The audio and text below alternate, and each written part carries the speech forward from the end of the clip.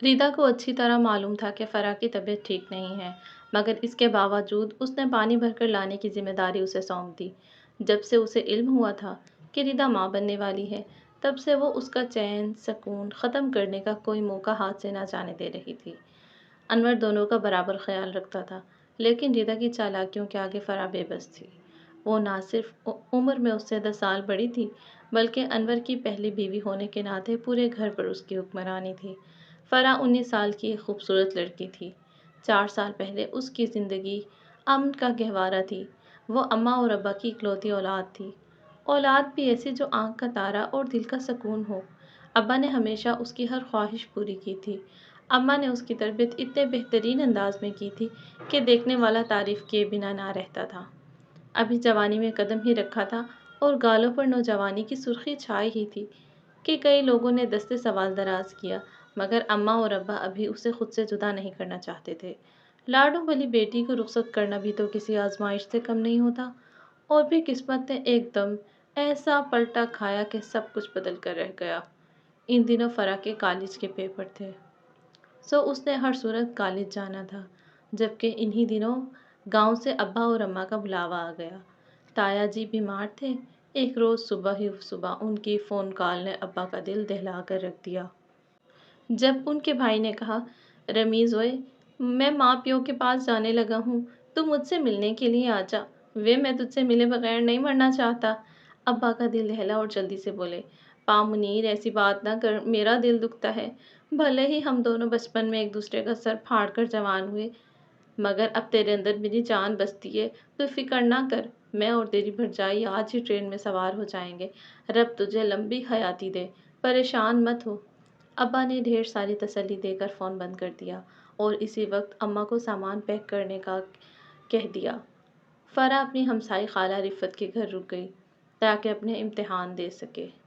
ابا اور اماں کے جانے پر وہ کچھ افسردہ تو تھی، مگر وہ تایا ابا کی طبیعت سے بھی اچھی طرح واقف تھی، سو ان کے جانے پر کوئی اعتراض نہ کر سکی۔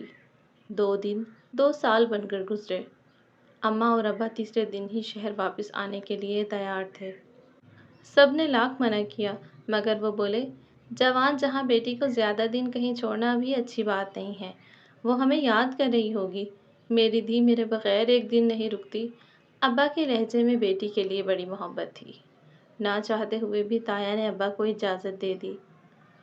وہ سب آنے والے وقت کی ہولناکی سے مکمل طور پر ناواقف تھے، ورنہ شاید تایا ابا انہیں ہمیشہ کے لیے گاؤں میں ہی روک لیتے۔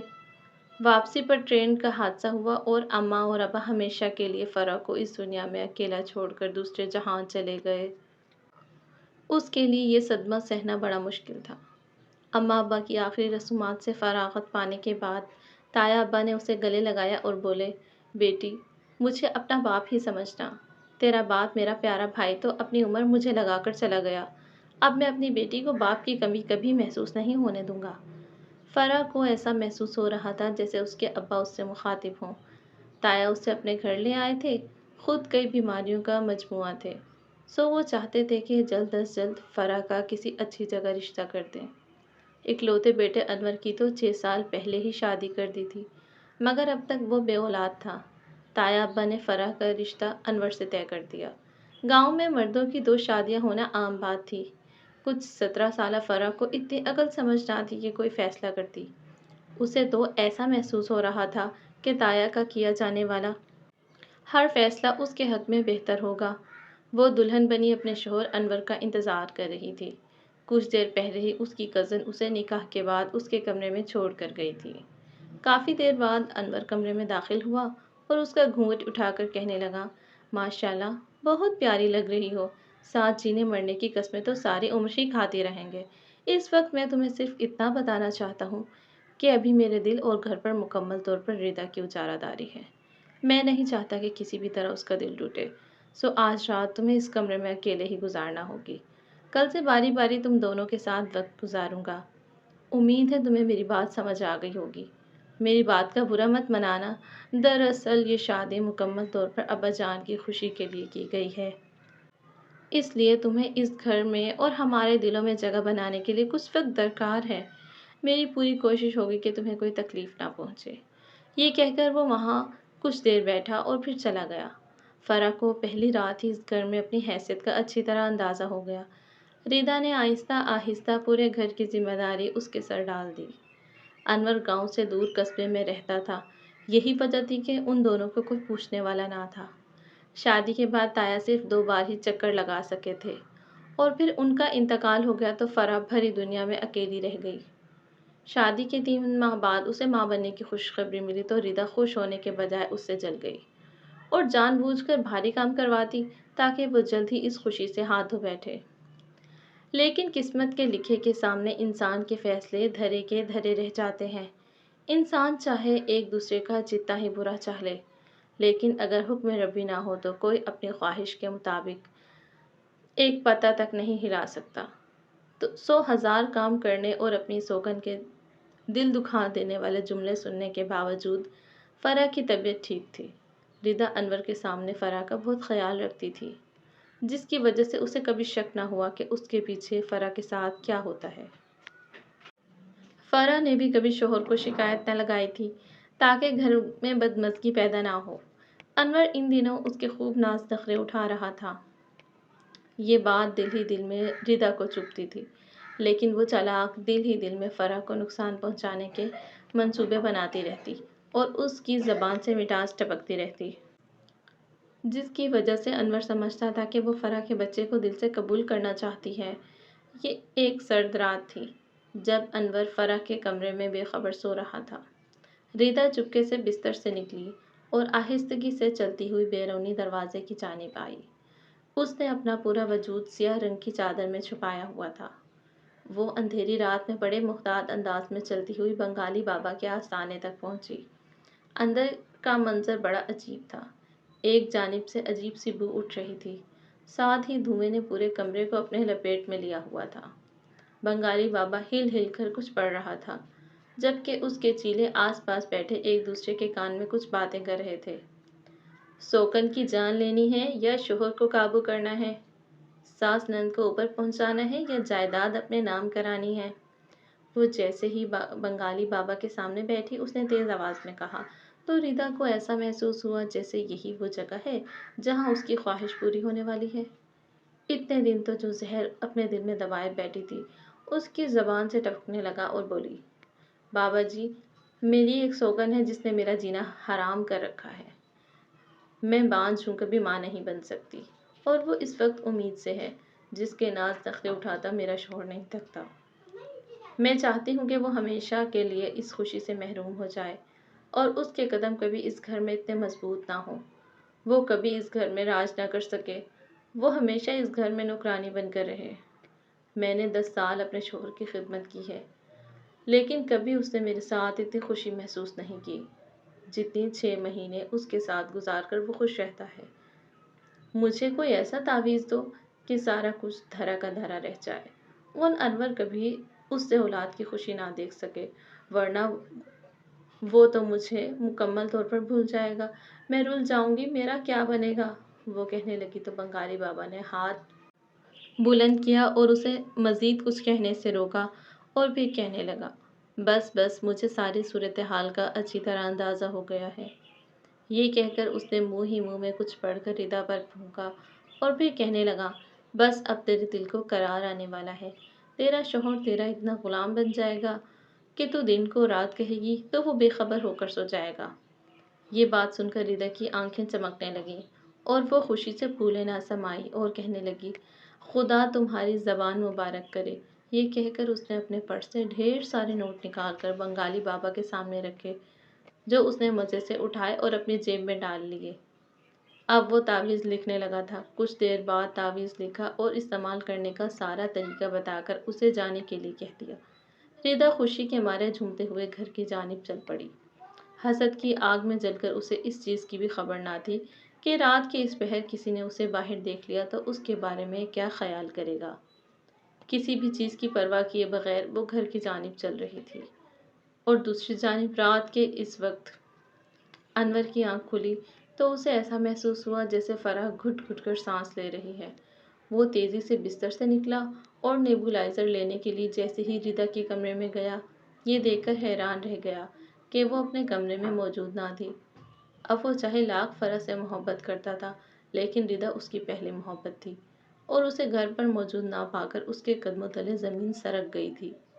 پہلے تو اس نے پورے گھر میں اسے تلاش کیا کہ شاید وہ رات کو کوئی کام کرنے کے لیے اٹھ گئی ہو، لیکن جب اسے موجود نہ پایا تو بیرونی دروازے کی جانب آیا اور یہ دیکھ کر تو اس کے سر پر حیرت کا پہاڑ ٹوٹ پڑا کہ گلی کا دروازہ باہر سے بند ہے، جس کا مطلب صاف ظاہر تھا کہ وہ اپنی مرضی سے خود کہیں باہر گئی ہے۔ ایسا کبھی نہ ہوا تھا کہ وہ اسے بتائے بغیر گھر سے باہر چلی جاتی ہو۔ سو وہ فرح کی تکلیف کو بھلائے ادھر ادھر چکراتا پھرنے لگا۔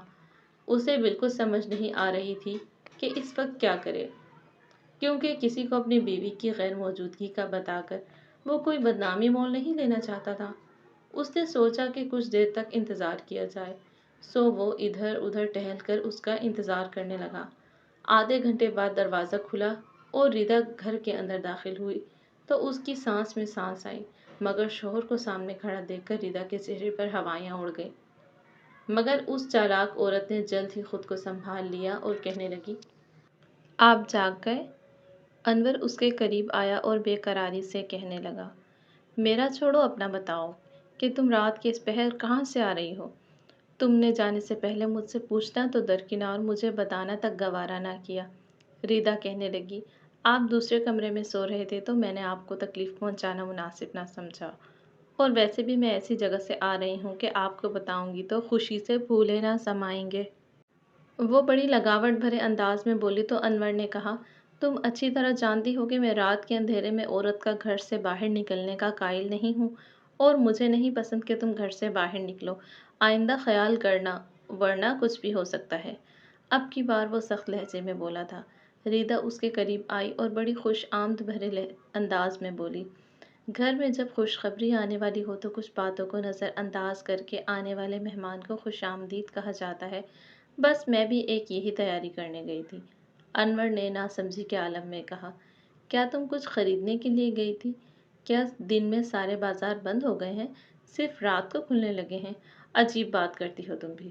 ردا بولی، ارے نہیں، اب اگر ہمارے گھر مہمان آنے والا ہے تو میں نے سوچا کہ ہمارے ہاں پہلی اولاد بیٹا ہونا چاہیے تاکہ کل کو آپ کی نسل آگے بڑھے، بس اسی لیے ایک تعویذ لینے گئی تھی۔ اب میری بات کا یقین نہیں آتا تو خود ہی دیکھ لیں۔ یہ کہہ کر اس نے اپنے پرس کے اندر سے تعویذ نکال کر ہتھیلی پر رکھا اور انور کو دکھایا تو وہ شرمندہ ہو گیا۔ وہ اپنی محبت کرنے والی بیوی پر شک کر رہا تھا، یہ سوچ کر ہی اسے بہت ندامت ہونے لگی، اور وہ ردا کو ساتھ لگاتے ہوئے بولا، مجھے معاف کر دو ردا، میں نے تمہاری نیت پر ناحق شک کیا۔ سچ تو یہ ہے کہ تمہاری جیسی بیوی قسمت والوں کو ملتی ہے، جو اپنی سوکن کو کھلے دل سے قبول کرتی ہے اور اپنے شوہر کی خوشیوں کا خیال رکھتی ہے۔ اس وقت میں خود کو دنیا کا خوش قسمت ترین انسان سمجھ رہا ہوں۔ ردا کا داؤ چل گیا تھا، سو وہ دل ہی دل میں خود کو شاباشی دینے لگی۔ اب ایسا ہونے لگا تھا کہ انور خود اپنے ہاتھوں سے تعویذ فرح کو پلانے لگا۔ فرح اس بات سے مکمل طور پر ناواقف تھی کہ انور کو وہ تعویذ کون دے رہا ہے۔ اگر اسے اصل بات کا علم ہو جاتا تو شاید وہ پینے سے انکار کر دیتی۔ اس روز انور نے کہا، آج موسم بہت سہانا ہے، کیوں نہ ہم کہیں گھومنے کے لیے چلتے ہیں؟ ردا بولی، میری طبیعت آج کچھ ٹھیک نہیں ہے، میں گھر پر رکوں گی۔ تم دونوں چلے جاؤ، وہ بہانہ بنا کر خود گھر پر رک گئی، جبکہ فرح اور انور چلے گئے۔ آج کل ردا کی طبیعت بہت زیادہ خراب رہنے لگی تھی۔ اس نے سوچا کہ گھر سے باہر نکل کر اس کا دل بہل جائے گا، کیونکہ آج کل اس کے ساتھ عجیب و غریب واقعات ہونے لگے تھے، جس کا ذکر اس نے کسی کے ساتھ نہیں کیا تھا۔ آج رات انور ردا کے کمرے میں سویا تھا، سو رات کو جب اس کی آنکھ کھلی تو اسے بڑا خوف محسوس ہوا، اور اس وقت تو اس کی سانس بند ہونے لگی جب اس نے اپنے کمرے میں ایک سیاہ رنگ کا ہیولا سا باہر نکلتے دیکھا۔ وہ چاہتی تھی کہ انور سے اس بات کا ذکر کرے، مگر وہ اپنے شوہر کو پریشان نہیں کرنا چاہتی تھی۔ وہ خود یہ سوچ کر خود کو تسلی دینے لگی کہ شاید یہ اس کا وہم ہے اور اس بات کا حقیقت سے کوئی تعلق نہیں ہے۔ خیر، اس وقت انور اسے ایک پارک میں لے آیا تھا جو بہت خوبصورت تھا۔ شادی کے بعد پہلی بار میں ردا کو بھی اسی پارک میں لے کر آیا تھا۔ اس پارک سے میری بہت حسین یادیں جڑی ہوئی ہیں، سو میں نے سوچا کہ کیوں نہ تمہیں بھی یہاں کی سیر کرائی جائے۔ انور اس کا ہاتھ تھام کر چہل قدمی کر رہا تھا، ساتھ ہی وہ دونوں باتیں کر رہے تھے۔ زیادہ تر انور ہی اس سے بات کر رہا تھا اور وہ بس سر ہلا کر اس کی بات کا جواب دے رہی تھی۔ پہلے زمانے میں یہاں دریا بہتا تھا، جس کا پانی خشک ہوا تو یہاں پر پارک تعمیر کر دیا گیا۔ دیکھو کتنا ہرا بھرا اور خوبصورت ہے۔ مجھے ہریالی بچپن سے ہی بہت پسند ہے۔ بچپن میں جب ہر سال اسکول والوں کے ساتھ پکنک منانے کے لیے جایا کرتا تھا تو میرا دل چاہتا تھا کہ میرا گھر بھی ہرا بھرا ہو۔ سو ابا جان نے میری خواہش پر گھر میں بہت سارے پیڑ پودے لگا دیے۔ انور جب بولنے پر آ جاتا تو خاموش نہیں ہوتا تھا۔ اس وقت بھی وہ بڑے خوشگوار انداز میں اسے اپنے بچپن کی یادیں سنا رہا تھا۔ فرح نہیں چاہتی تھی کہ اپنے اندر کے خوف کو بیان کر کے شوہر کا موڈ خراب کر دے۔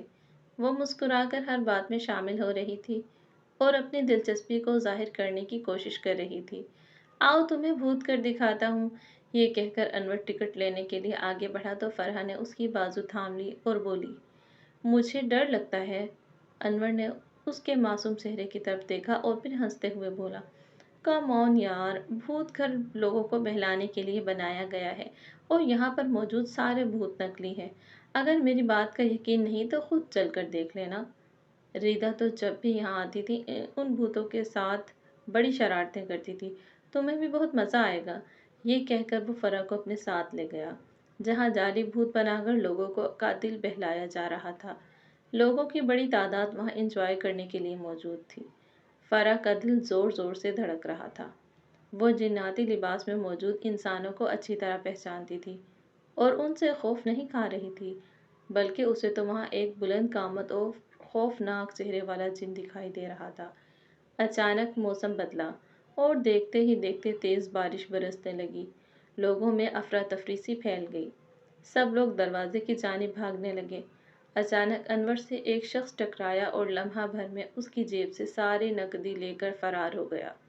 انور نے بڑی سختی سے فرح کا ہاتھ تھام رکھا تھا۔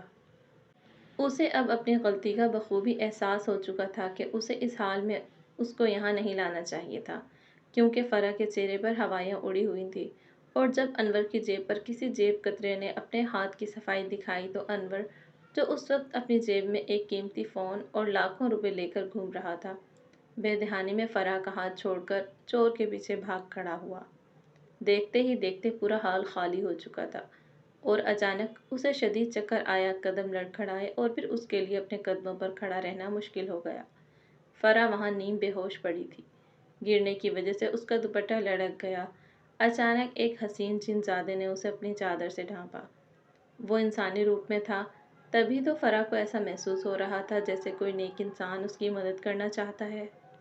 وہ اسے بتانا چاہتی تھی کہ اس کا شوہر یہیں قریب ہی موجود ہے اور وہ اس کے بعد جانا چاہتی ہے، لیکن نہ جانے کیوں کمزوری یا شاید بے ہوشی کی وجہ سے وہ کچھ کہہ نہیں پا رہی تھی۔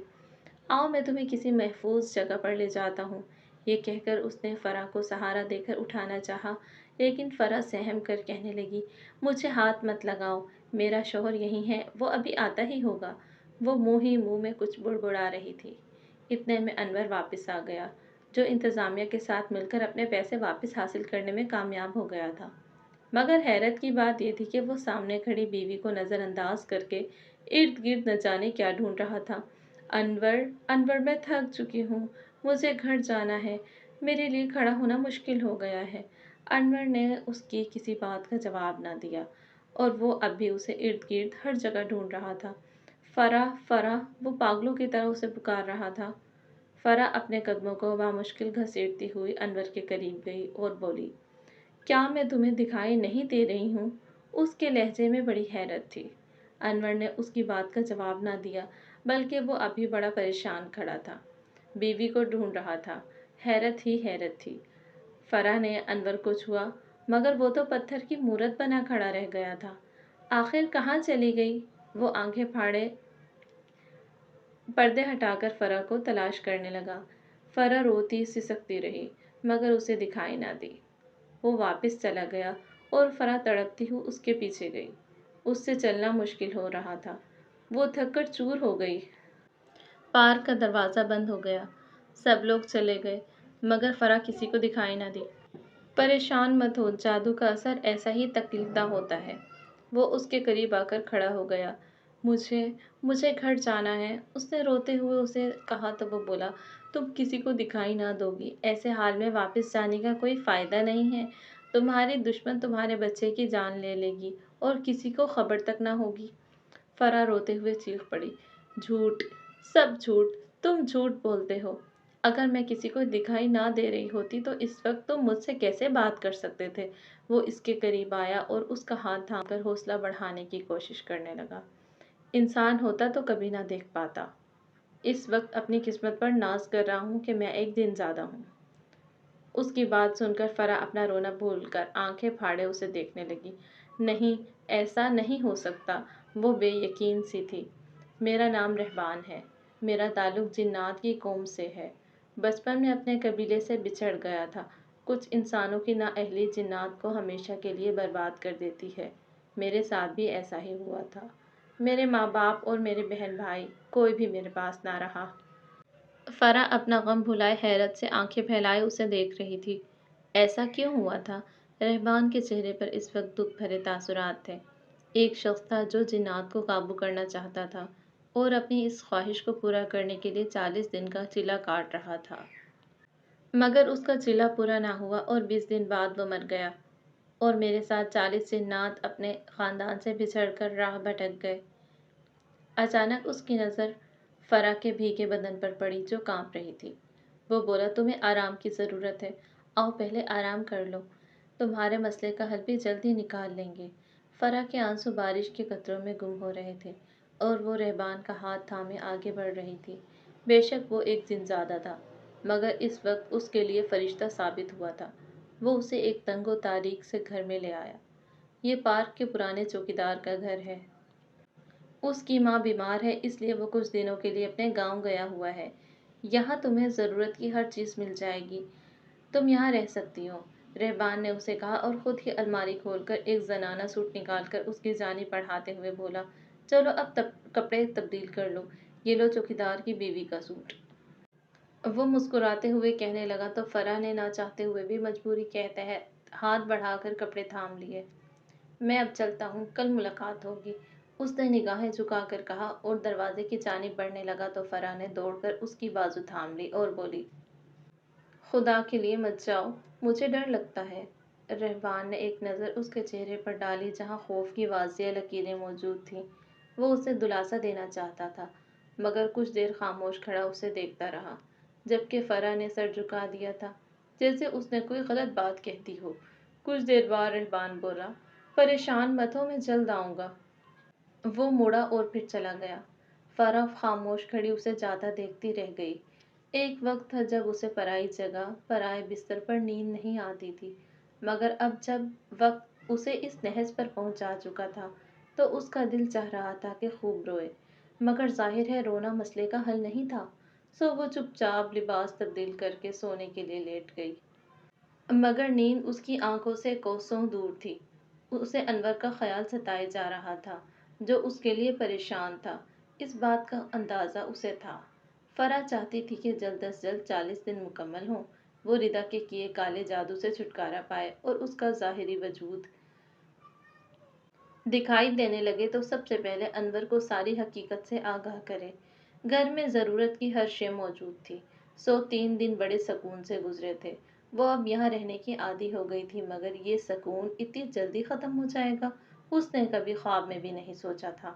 چوتھے دن صبح کے وقت کوئی دروازہ کھول کر اندر داخل ہوا اور ساتھ ہی ایک عورت کے تیز بولنے کی آواز سنائی دی، کم بخت ناہنچار، جہاں جاتے ہیں لوگوں کو اپنی اصلیت دکھا کر واپس آتے ہیں۔ ارے میں تو کہتی ہوں ایسی اولاد پیدا نہ ہوتی تو اچھا تھا۔ چوکیدار کی بیوی اپنے بچوں کو بری طرح ڈانٹ رہی تھی، گھر میں داخل تو ہونے دے سکون سے، ابھی سے بچوں کے پیچھے پڑ گئی ہے۔ چوکیدار نے بیوی سے ڈرتے ہوئے احتجاج کرنا چاہا تو اس نے برا سا منہ بنا لیا۔ اس سے پہلے کہ وہ کچھ بولتی ایک بچہ بولا، اماں بھوک لگی ہے۔ چوکیدار کی بیوی بولی، دیکھ لیا اپنے لاڈلے کو ڈانٹ کر کتنا اثر لیا ہے۔ چوکیدار بولا، 8 گھنٹے کے لمبے سفر سے آیا ہے، ظاہر ہے بھوک تو لگنی ہی لگنی ہے۔ وہ تڑپ کر بولی، کبھی میری بات کو ٹھیک نہ ماننا تم۔ ان کی بحث ختم ہونے کا نام ہی نہیں لے رہی تھی۔ فرح کے سر میں درد ہونے لگا۔ وہ کچن میں آ کر سب کو سخت سناتی کھانا بنانے لگی۔ فرح کو بھی شدید بھوک لگی تھی، مگر اب اس گھر پر اس کا راز ختم ہو چکا تھا۔ وہ بہت افسردہ تھی۔ کھانا بنا کر چوکیدار کی بیوی نیلم کمرے میں داخل ہوتے ہوئے بلند آواز میں بولی، منّے کے ابا جب سے گھر میں داخل ہوئی ہوں عجیب سی مہک محسوس ہو رہی ہے۔ چوکیدار نے کچھ سونگنے کی کوشش کی اور بولا، مجھے تو کچھ محسوس نہیں ہو رہا ہے، شاید تمہارا وہم ہے۔ کچھ دیر بعد وہ سب سونے کے لیے لیٹ گئے تو فرح دوسرے کمرے سے نکلی اور چپکے سے کچن میں آ کر کھانا کھانے لگی۔ نیلم جو رات تک کا کھانا بنا کر سوئی تھی کہ اب سکون سے آرام کرے گی، جب شام کو اٹھی تو خالی پتیلی دیکھ کر وہ بے ہوش ہوتے ہوتے بچی۔ بچے اور شوہر تو ابھی تک سو ہی رہے تھے، پھر بھلا اس کا بنا بنایا کھانا کہاں چلا گیا؟ وہ سوچ سوچ کر پریشان تھی۔ پھر اس نے شوہر اور بچوں کو جگا کر سب سے پوچھ گچھ کی، مگر سب نے ہی مکمل طور پر لا علمی کا اظہار کیا۔ وہ ایک چالاک عورت تھی، وہ سمجھ گئی کہ گھر میں کوئی نادیدہ مخلوق موجود ہے۔ اس کے پاس کچھ عملیات تھے، رات کو جا کر نہ جانے کیا کچھ پڑھنے لگی، کچھ شیطانی طاقتیں اس پر آشکار ہوئیں تو اسے کسی کے کراہنے کی آواز سنائی دی۔ وہ ارد گرد کراہنے والی کو دیکھ رہی تھی، کیونکہ یہ آوازیں کسی لڑکی کی تھیں۔ وہ اٹھ کر آواز کی سمت چلنے لگی۔ اسی وقت کسی بچے کے رونے کی آواز سنائی دی۔ اس وقت اس کی حیرت کی انتہا نہ رہی جب اس نے واضح طور پر محسوس کیا کہ یہ آوازیں نیچے کمرے سے آ رہی تھیں۔ وہ دوڑ کر کمرے میں گئی اور سامنے کا منظر دیکھ کر کچھ لمحات کے لیے اسے خوف محسوس ہوا تھا، مگر اگلے ہی پل اس نے خود کو سنبھال لیا تھا۔ آج 40 دن مکمل ہو گئے تھے اور فرح اسے دکھائی دے رہی تھی۔ فرح کی گود میں بچہ تھا اور وہ اسے سینے سے لگا کر رو رہی تھی۔ اے لڑکی، کون ہے اور میرے گھر میں کیا کر رہی ہے؟ نیلم نے سختی سے کہا تو فرح رونے لگی اور رو کر اسے ساری بات بتا دی۔ میری سوکن نے کالا جادو کر دیا تھا، اسی لیے کبھی تمہیں دکھائی نہ دی۔ میں واپس گھر گئی تو وہ مجھے جان سے مار ڈالے گی، میرا بچہ مجھ سے چھین لے گی۔ میں اپنا ایک دن کا بچہ خود سے جدا نہیں کر سکتی۔ چالاک نیلم کے ذہن میں ایک منصوبہ پک کر تیار ہو چکا تھا۔ اس نے کہا، ایک عورت ہی دوسری عورت کا دکھ جان سکتی ہے۔ میں تیرا دکھ اچھے سے سمجھ گئی ہوں۔ آج سے تو میری چھوٹی بہن ہے، مگر خبردار کبھی میرے شوہر کے سامنے مت آنا، ورنہ ہو سکتا ہے کہ وہ تجھے اس گھر سے نکال دے۔ اسے گھر میں کسی تیسرے فرد کی مداخلت برداشت نہیں ہے۔ فرح دوڑ کر نیلم کے گلے لگ گئی اور بولی، میں نے کبھی تجھ سے رحم دل عورت نہیں دیکھی۔ میں تمہاری احسان مند ہوں اور اس احسان کا بدلہ کبھی نہیں چکا سکتی۔ آج سے میں اور میرا بچہ تیرے غلام ہیں۔ یہ کہہ کر اس نے اپنا بچہ نیلم کی گود میں ڈال دیا۔ نیلم کو بچہ بہت پسند آیا اور اس نے اسی وقت اس بچے کو اپنا لیا۔ رات کو شوہر کام سے گھر واپس آیا تو اس نے بچہ اسے دکھا کر کہا، ایک فقیرنی یہ بچہ دروازے پر ڈال گئی تو میں نے اسے اپنا بچہ بنا لیا۔ آج سے یہ ہمارا چوتھا بچہ ہے، اسے باقی بچوں سے الگ مت سمجھنا۔ چوکیدار کو بھلا کیا اعتراض ہو سکتا تھا؟ نیلی آنکھوں والا خوبصورت بچہ اسے بھی بہت پیارا لگا تھا۔ اس نے بچے کو سینے سے لگا کر پیار کیا۔ بند دروازے کی جھولی سے فرح یہ سارا منظر دیکھ رہی تھی۔ اس نے دل ہی دل میں خدا کا شکر ادا کیا کہ اس کے بچے کو ماں اور باپ کا پیار ملنے والا ہے۔ اب وہ بڑی سکون بھری زندگی گزارے گا، سو اس کے لیے اتنا کافی تھا اور وہ خوش ہونے کی کوشش کرنے لگی۔ مگر سچ تو یہ تھا کہ اس کا دل خود کے آنسو رو رہا تھا۔ اپنا بچہ کسی دوسرے کی گود میں ڈالنا آسان نہیں ہوتا۔ دوسری طرف ردا شوہر کی حالت دیکھ کر پریشان تھی۔ فرح اس کی زندگی سے نکل کر بھی اس کے دل و دماغ ہر جگہ موجود تھی۔ وہ اب ہر شے سے بیزار آنے لگی تھی۔ انور بیمار سا رہنے لگا تھا۔ اس کا جی چاہتا تھا کہ اسے چھوڑ کر کہیں دور بھاگ جائے، مگر 2 دن سے کندھے میں شدید درد تھا۔ فرح ہوتی تو گھر کے سارے کام کر دیتی، مگر اب تو اسے سب کام خود ہی کرنے پڑ رہے تھے۔ اسے انور کے پاس سینے میں شدید درد اٹھا۔ انور اسے درد سے تڑپتا ہوا دیکھ کر فکر مند ہو گیا اور اس کے قریب آ کر بولا، سب خیر تو ہے نا؟ اس نے بولنے کے لیے منہ کھولا مگر ناکام رہی۔ چلو ڈاکٹر کے پاس چلتے ہیں، انور نے کہا اور اسے سہارا دے کر اٹھانے لگا، مگر اس سے تو ہلا جلا تک نہ گیا۔ درد تھا کہ اتنی شدت اختیار کر گیا کہ جلد ہی اسے ہوش نہ رہا۔ وہ بے ہوش ہوئی تو انور اسے بڑی مشکل سے ہسپتال لے گیا، جہاں یہ بات سامنے آئی کہ اسے ہارٹ اٹیک ہوا ہے۔ بروقت ہسپتال نہ لایا جاتا تو جان جانے کا خدشہ تھا۔ گھر واپس آنے کے بعد ردا فرح کو شدت سے یاد کرنے لگی اس کے علاوہ کوئی نہ تھا جو دل سے اس کی خدمت کرتا۔ انور سے جیسے تیسے بدمزہ کھانا بنتا، اس کے سرہانے رکھ کر چلا جاتا اور وہ پورا دن بستر پر پڑی چھت کو تکتی رہتی۔ دن اسی طرح بے کیف گزر رہے تھے۔ ایک دن اس کے ضمیر نے اسے ملامت کیا تو اس نے ساری کہانی شوہر کو سنا دی کہ کس طرح اس نے اپنی سوکن کو کالا جادو کیا اور نہ جانے اس کا کیسا اثر ہوا کہ بیچاری انور کی زندگی سے ہی دور ہو گئی۔ اب نہ جانے کہاں اور کس حال میں ہوگی۔ ساری حقیقت جان لینے کے بعد انور کا بس نہ چلا کہ اسے ایسی سزا دے کہ وہ سارے عمر یاد رکھے، مگر اس وقت ریدا کی حالت ایسی نہ تھی کہ اسے کسی قسم کی سزا دی جاتی۔ وہ خود پر قابو پا گیا۔ دوسری طرف فرح نیلم کی ملازمہ بن کر رہ گئی تھی۔ نیلم نے اسے گھر کی ملازمہ کے طور پر متعارف کرایا اور خود کسی رانی کی طرح اس پر حکم چلاتی۔ فرح کے لیے اتنا کافی تھا کہ اسے رہنے کے لیے گھر ملا ہوا تھا اور اس کا بیٹا اس کی نظروں کے سامنے تھا جسے نیلم ماں بن کر پال رہی تھی۔ وہ دن میں ایک بار اسے گلے لگاتی اور اپنی ممتا کو سیراب کرنے کی کوشش کرنے لگتی۔ نیلم اسے زیادہ بچے کے قریب نہ جانے دیتی تھی۔ اسے ایسا محسوس ہوتا تھا کہ اگر فرح اپنے بیٹے کی طرف متوجہ ہوئی تو اس کی توجہ گھر کے کاموں سے ہٹ جائے گی اور وہ ہاتھ آئے مفت کی ملازمہ کو کھونا نہیں چاہتی تھی۔ اس روز اس کے گھر کچھ مہمان آنے والے تھے، سو اس نے صبح ہی فرح کو بازار سامان لینے کے لیے بھیج دیا۔ فرح چہرے پر گھونگھٹ ڈالے بازار کی جانب چل پڑی۔ گوشت والے کی دکان پر صبح سویرے ہی رش لگ جایا کرتا تھا۔ فرح بھی اپنی باری کے انتظار میں کھڑی تھی کہ ایک سیاہ لباس میں ملبوس ایک شخص اس کے قریب آ کر کھڑا ہو گیا۔ وہ شاید بے دہانی میں تھا، تبھی تو اس کے قریب ہو کر کھڑا ہو گیا۔ اس نے پلٹ کر نہ دیکھا تھا ورنہ ایسی حرکت نہ کرتا۔ فرح کو اس کی حرکت پر شدید غصہ آیا اور وہ بولی، بھائی صاحب اگر فرصت ملے تو پیچھے کھڑے لوگوں کو بھی سکون سے کھڑا ہونے دو۔ انور کو یہ آواز جانی پہچانی لگی تھی۔ اس نے پلٹ کر دیکھا تو اسے اپنی آنکھوں پر یقین نہ آیا۔ کچھ ایسا ہی حال فرح کا تھا۔ وہ اسے دیکھ کر وہاں نہ رکی اور دوڑ پڑی۔ اسے ڈر تھا کہ انور اس کے ساتھ نہ جانے کیا سلوک کرے گا۔ انور نے اسے بھاگتے ہوئے دیکھا تو اس کے پیچھے دوڑ لگا دی۔ فرح اپنے چہرے کو ہاتھ سے چھپائے ایک ویران سی سڑک پر آ نکلی۔ میری بات سنو، میں تمہیں اپنے ساتھ گھر لے کر جاؤں گا۔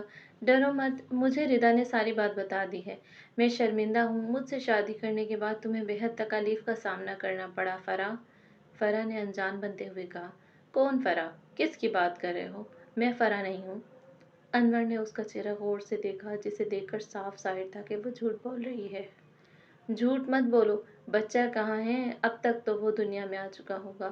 مجھے سب سچ سچ بتاؤ ورنہ میں ابھی پولیس کو بلاتا ہوں۔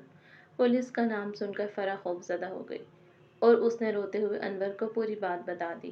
انور اسی وقت فرح کے ساتھ نیلم کے گھر گیا اور اپنے بچے کو سینے سے لگا لیا۔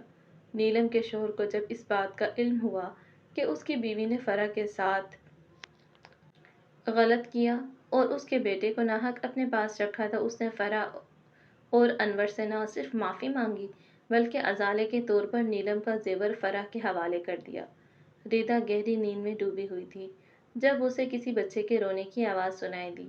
اس نے آنکھیں کھول کر ارد گرد دیکھا تو احساس ہوا کہ آواز باہر سے آ رہی تھی۔ کچھ دیر پہلے انور اور فرح اسے سرسری انداز میں سلام کر کے چلے گئے تھے۔ اس کی ہمت ہی نہ ہوئی کہ اس سے کوئی بات کرتی۔ پھر اس کی آنکھ کھل گئی۔ اب بچے کی آواز سن کر اس کا دل بچے کو دیکھنے کے لیے تڑپ رہا تھا، مگر فرح کو پکارنے کی ہمت نہ ہوئی۔ باہر انور اور فرح اپنے لختے جگر کو بڑی محبت سے بہلا رہے تھے۔ ریدا نے ایک نظر اپنے بے بس وجود پر ڈالی اور آنسو کا ایک قطرہ اس کی آنکھ سے بہہ کر بستر میں جذب ہو گیا۔ اس لمحے اسے اچھی طرح احساس ہو گیا کہ انسان دوسرے انسان کے نصیب کی خوشیاں کسی بھی طرح چھین نہیں سکتا اور اگر چھیننے کی کوشش کرے تو سوائے پچھتاوے اور خسارے کے ہاتھ کچھ نہیں آتا۔